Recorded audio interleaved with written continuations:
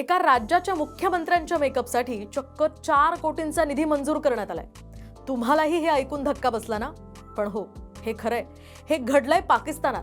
पाकिस्तानच्या पंजाब प्रांताच्या मुख्यमंत्री मरियम नवाज यांच्या लुक्सची खरं तर खूप चर्चा असते। त्यांच्या ड्रेसिंग पासून ते आवाजापर्यंत अनेकदा त्यांचं कौतुकही झालंय। पण सध्या या मुख्यमंत्री महोदया एका वेगळ्याच कारणानं चर्चेत आल्या।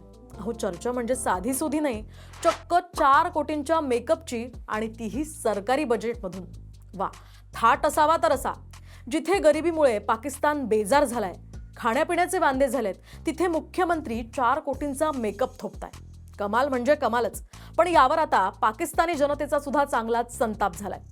अनेकांनी यावर सडकून टीका केली आहे। सोशल मीडियावर सुद्धा मरियम नवाज यांच्या विरोधात टीकेची झोड उठली आहे। आणि महत्त्वाचं म्हणजे ही काही पहिलीच वेळ त्यांची नाहीये। या आधी सुद्धा मरियम यांच्या गाडीचा चक्क एक टायर बदलण्यासाठी पाकिस्तानी 1 कोटी रुपये खर्च करण्यात आल्यानं चांगलाच गदारोळ झाला होता। खरं तर पाकिस्तानात 1 लिटर दुधाची किंमत तब्बल 200 रुपये आहे।